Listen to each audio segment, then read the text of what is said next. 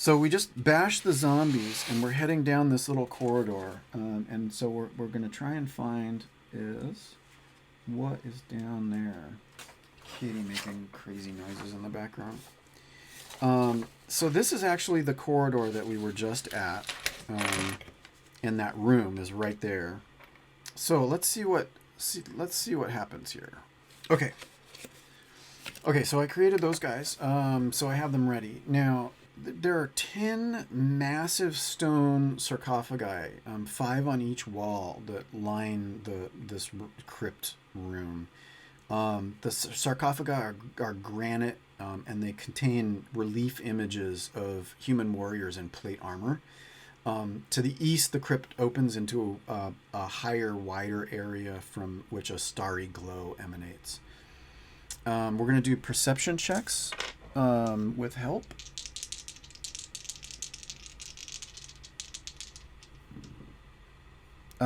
Wow, that was a 10. What's our best perception? So +3, +2, +1, +6, 16.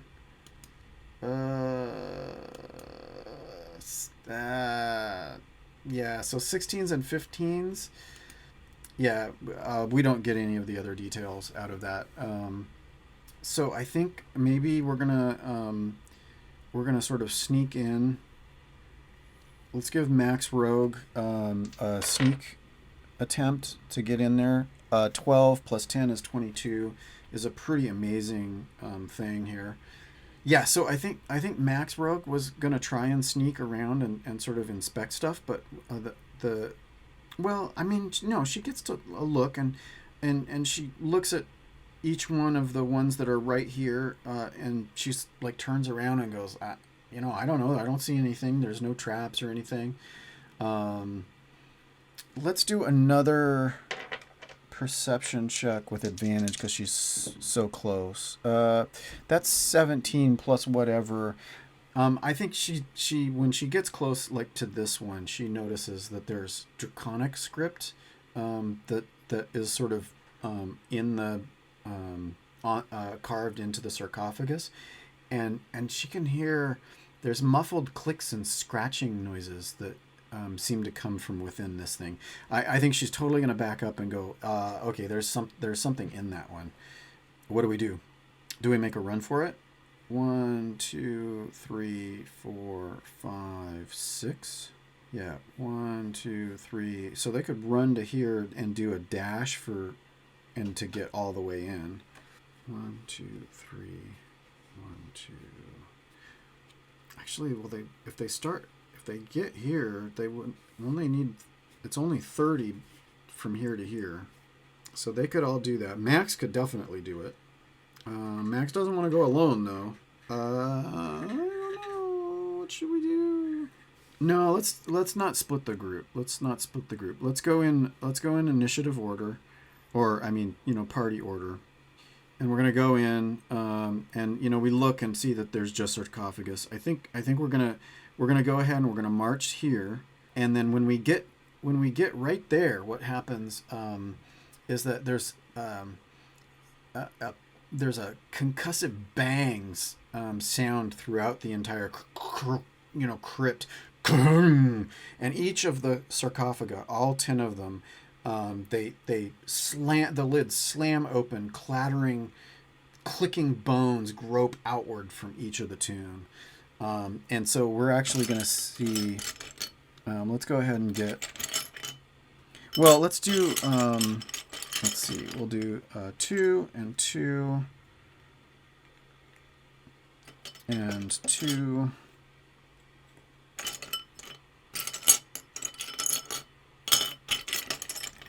And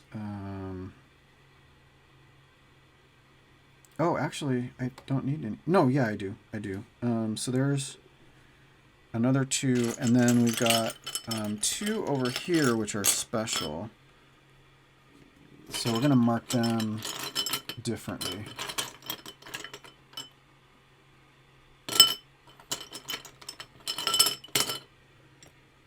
So these are singles.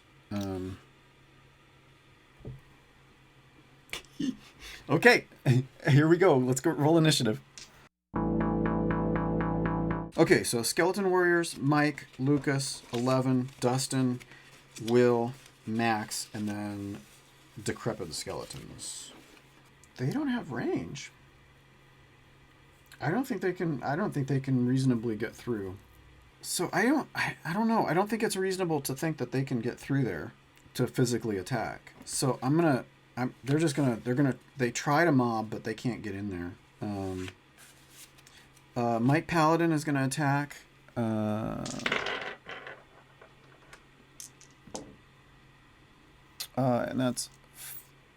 Oh, here. Actually, I need to set my thing up. So 1, 2, 3, 4, 5, 6, 7, 8, 9, and 10. Let's see. So these guys are 18 and 45. And these ones are 16 and 1. So that's not enough to hit. I think Mike takes a swing and a miss.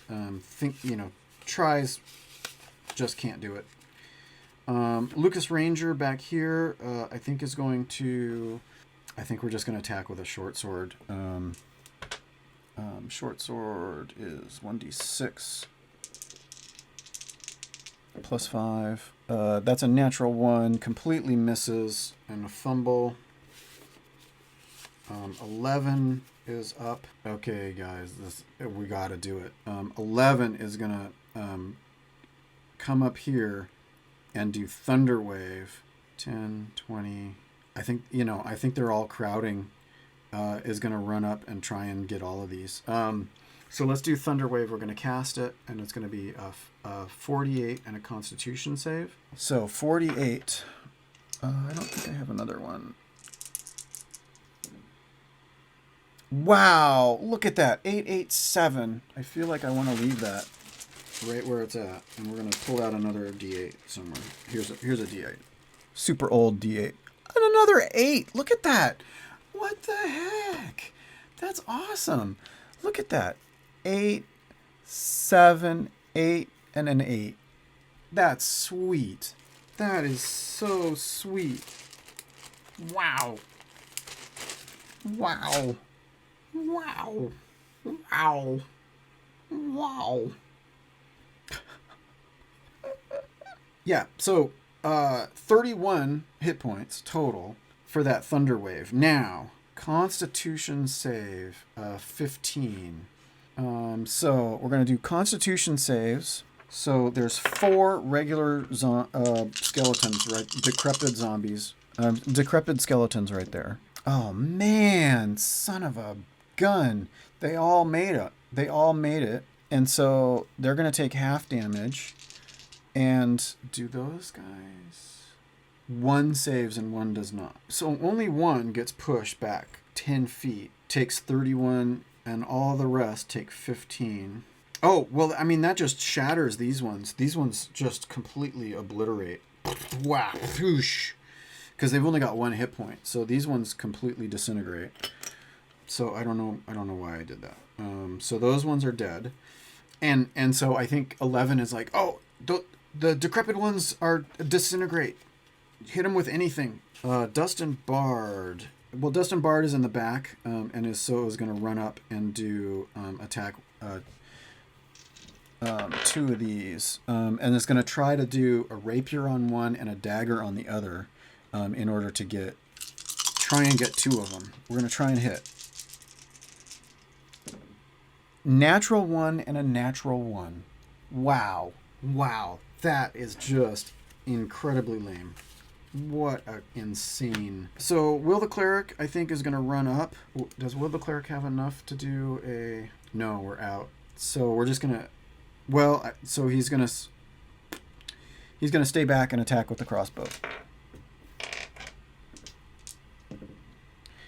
Natural 1 completely misses, so Will Cleric a bolt flies off nowhere. Max Rogue is going to attack. I think realizing that these ones are super weak is going to go ahead and attack this one that got shoved back. That's a 17. That definitely hits. 12 and 16. Yeah, so that one's dead. So this one gets hit by that arrow and just completely falls apart. Now the skeletons are up.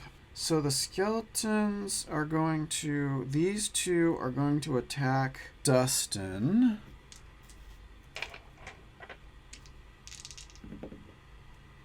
And Dustin, Bard, AC 14. God, +6 to hit. Jiminy Christmas, that hits both times. So Dustin takes 4 damage from each of those 2 hits. So 8 total damage. Oof, ow. And then we're gonna get shot from short bows from the back. And I think one is gonna go against. Well, actually, Rogue is hidden, so we're gonna split it between the two. So that's a 9. That's still a hit, and that's definitely still a hit. So 4 each. So Dustin takes another 4, and then Lucas takes 4. And then that's all the skeletons. Now the skeleton warriors are up. Oh, because we're at the top of the... so they're going to come up, and I think they're going to... Yeah, they're going to go as far as they can, which is here. Oh, hold on. We have a special thing. 1, 2, 3, 4, 5. So let's go ahead and let's roll a d4. So 1, 2, 3. And another 3. So it's going to be these two. So at the top of the round, what happens is that these 2 sarcophagi disgorge another 2 decrepit zombies. And so we have now 11 and 12. So now the skeleton warriors are going to attack a longsword against Will the cleric. So they're going to try to go 1d8.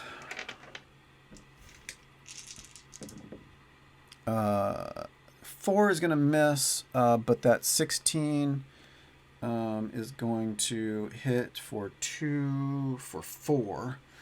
So Will Cleric takes 4 and is currently at 34. And that was those 2. Mike Paladin is up. So Mike Paladin is going to charge forward and try and kill this guy.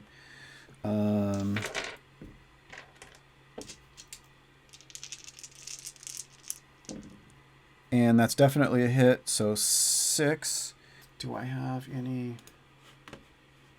spell slots left? I have 1 spell slot left. We're going to use it. And that's going to give us 2d8s. So 17 total. So close, but not quite. Okay, so we definitely seriously wounded that with the divine smite. One of our last spell slot for Mike the Paladin. Lucas Ranger is up. Lucas Ranger is going to attack with that short sword, so it's a 1d6. 14 plus 5, that is enough to hit, and it does some damage, so it destroys one of these, leaving 1 left there. So yeah, so let's so 4 is dead. So we've got those 3 and then the new 2. So Lucas Ranger. Oh, you know what? I think Lucas Ranger has 2-weapon fighting. So I think Lucas is going to try and just punch this other one. So let's see if we can hit. It's +5 to hit.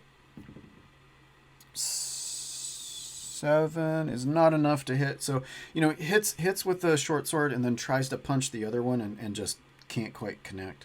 Let's see, 11. Do we have any spell slots left? We have a 3rd level spell slot left. And that's it. So I think we're going to use Ray of Frost. Yeah, we're going to use Ray of Frost against the warrior. So Ray of Frost is going to be a +7 to hit. Is a 17, and that is not enough. It just goes right over its shoulder. Dustin Bard is up. Dustin Bard is going to bounce forward and try to use 2 attacks on 2 different ones. So we're going to use a dagger on one and sword on the other. 17 plus.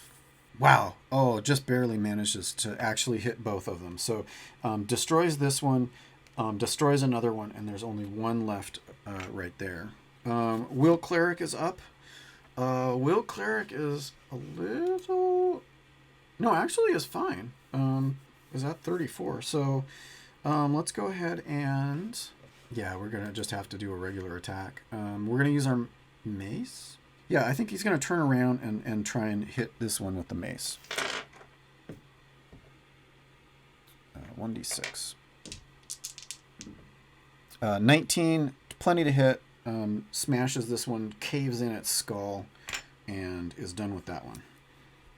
So that's 12 done. Okay. Max Rogue, I think, is going to try and do a sneak attack on that one. Because it's the big bad. So we're going to go ahead and do that. 12 plus something or other. Oh, how much is it? Oh, it hits. It hits. Okay, so that's going to be 12 plus 4. That's enough. That's enough to kill it. So the this warrior arrow flies through it. I think that means, Max got both of them, didn't she? Didn't she get the other one? Using an arrow. So that was pretty cool. So now the skeleton is up, and there's 2 of them. So one of them is going to attack Mike, and the other one is going to attack Dustin. So that's Mike. That's a miss, and that is a natural 1, is an abysmal failure.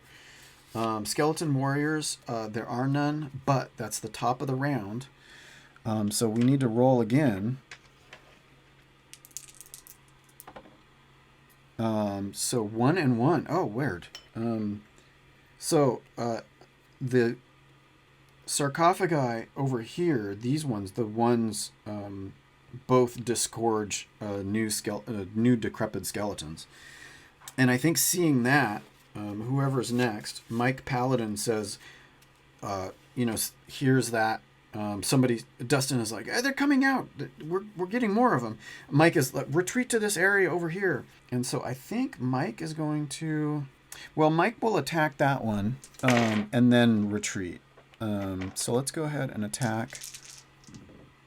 19, that's plenty. Completely toasts that one, just cleaves it in half, and then makes a run over here to this area so that they can defend. Come on, everybody, come this way. Lucas Ranger, 1, 2, 3, 4, 5, 6 is gonna dash to here. 11 is going to 1, 2, 3.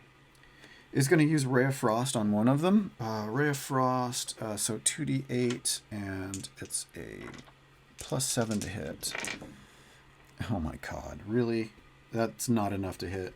Anyhow, so over her shoulder, she throws a Ray of Frost and misses, and then does a 30 move to get to here. Dustin Bard, I think is going to disengage and then run.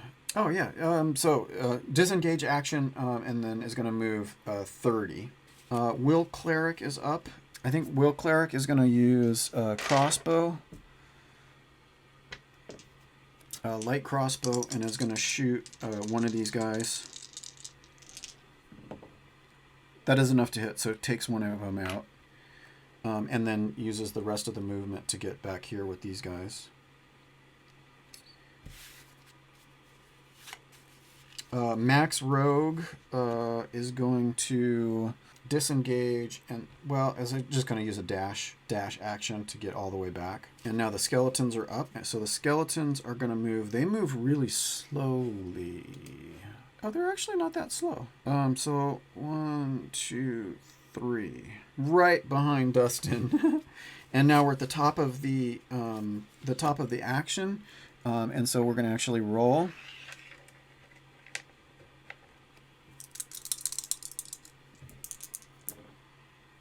So 4 and 3.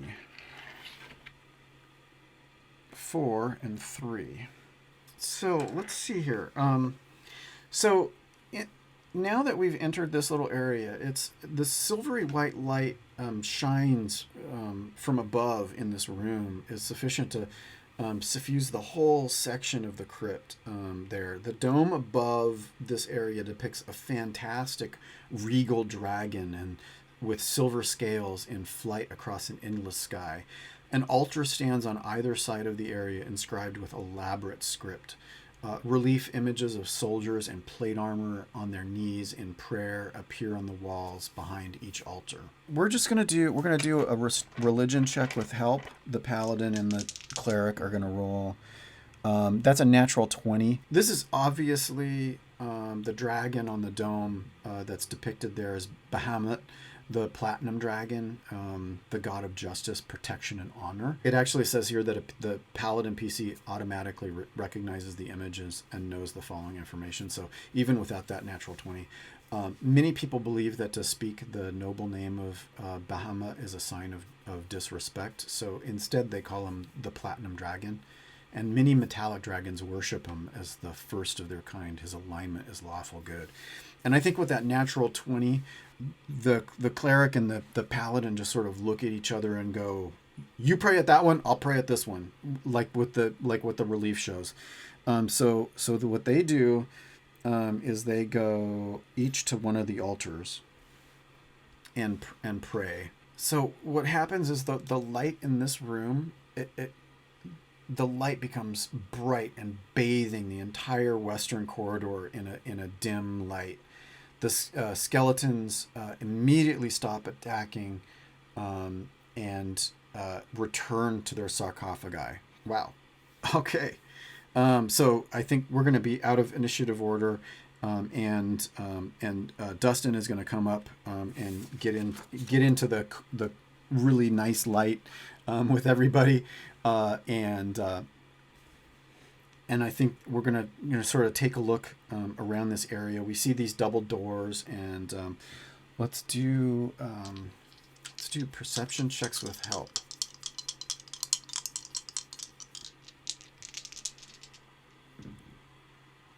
That's a natural 20, and we've got 5 and 6, so that's actually a 26. So in the altars, there's actually a secret compartment in the southern altar that we discover, and in there's 6 small dragon statues of silver and platinum. I mean, they obviously they have importance. Let's do the religion check again. That's a natural 20 on that religion check.